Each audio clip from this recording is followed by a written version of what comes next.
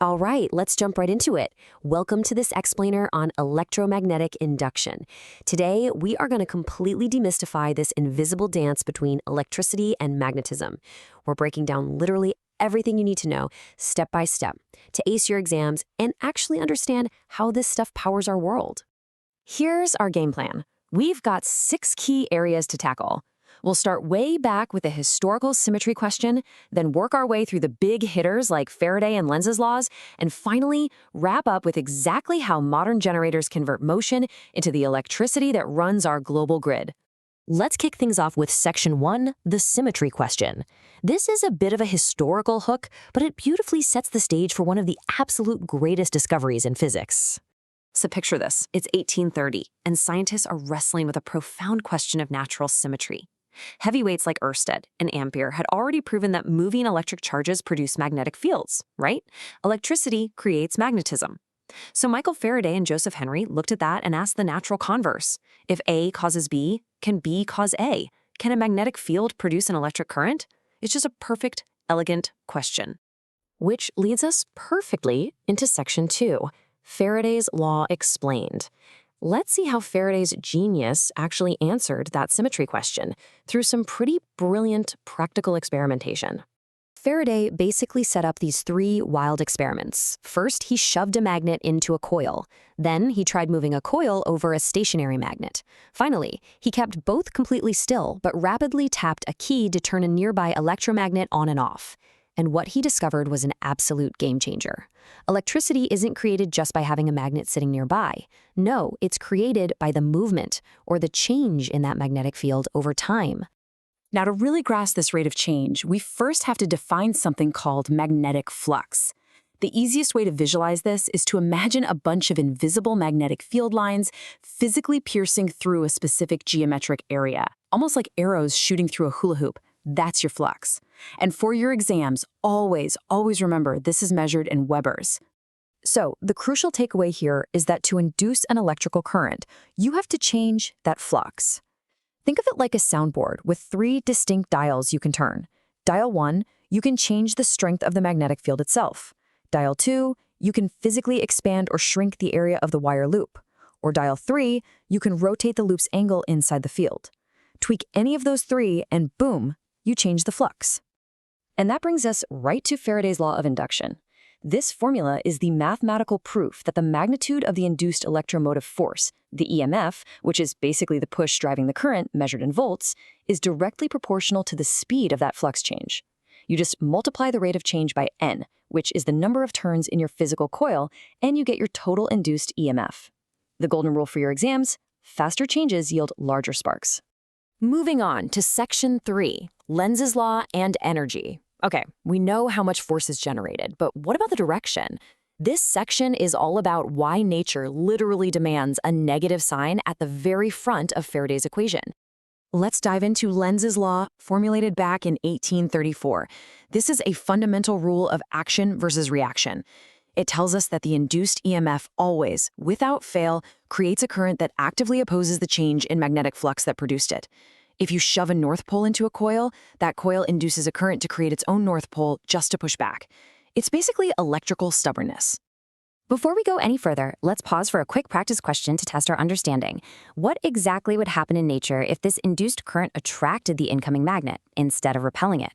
Seriously, take a second and think about the physical implications of that. Well, if you guessed a perpetual motion machine, you hit the nail on the head. Think about it. If the coil attracted the magnet would pull itself in faster, creating more current, which pulls it even faster, on and on forever. Nature completely forbids infinite free energy. Lenz's law exists purely because of the conservation of energy. The electrical energy generated in that coil has to exactly equal the mechanical work done by your hands to overcome the magnetic pushback. All right, Section 4, Motional EMF mechanics. This is where we get to visualize the invisible mechanics happening inside moving physical conductors. Let's zoom in on the micro-level physics for a second. When you physically move a conductor linearly through a magnetic field, the free charges inside that metal experience a Lorentz force. It physically shoves the charges to one end of the rod, creating a voltage difference. If you're jotting down exam notes, the formula is super straightforward. It's just the magnetic field times the length of the rod times its velocity.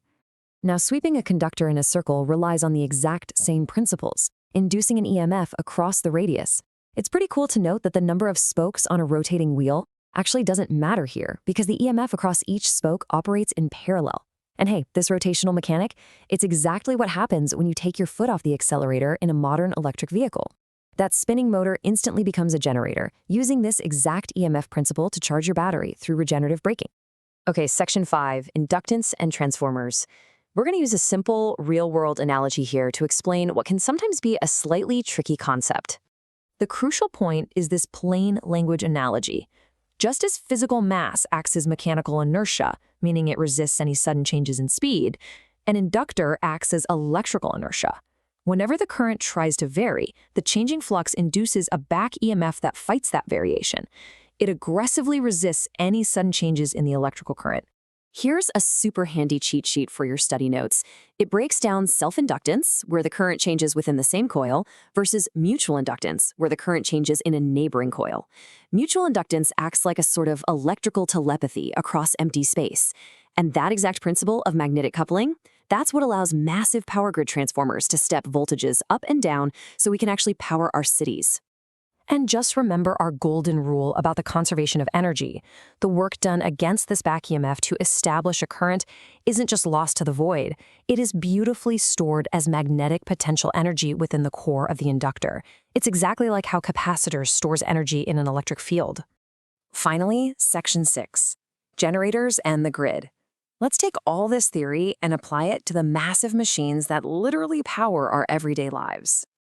Let's look at Nikola Tesla's brilliant AC generator. This blueprint is a masterclass in exploiting Faraday's law through continuous rotational flux change.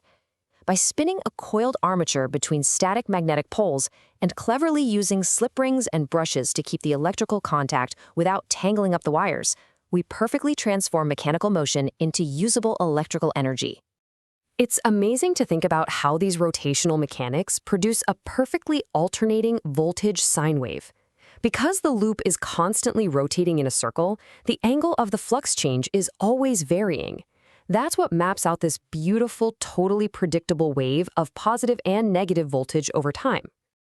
Now, to break that down step by step for your exams, do not fall into this common trap. The EMF hits its absolute maximum peak not when magnetic flux is highest, but when the rate of change is greatest. When that rotating coil is perfectly parallel to the magnetic field, the flux itself is actually zero, but its rate of change is at its absolute maximum, which gives you the highest voltage. So let's summarize your 3 core principles. Number 1, flux is all about area and field strength. Number 2, Faraday says it's the rate of change of that flux that creates voltage. And number 3, Lenz says that voltage will always fight the change. It is just wild to think that almost every single megawatt of our modern electrical grid stems from this one invisible phenomenon. So I want to leave you with Michael Faraday's thought-provoking response from back in the day. When he first demonstrated this tiny, almost imperceptible induced current, a skeptic in the crowd essentially asked him, well, what is the use of it? Faraday simply replied, what is the use of a newborn baby? Look around at the powered world you live in today. From your smartphone to the electric cars on the highway, the whole shebang is born from this invisible dance. So I'll leave you with this. What else in physics right now looks like a newborn baby, just waiting to power the next century?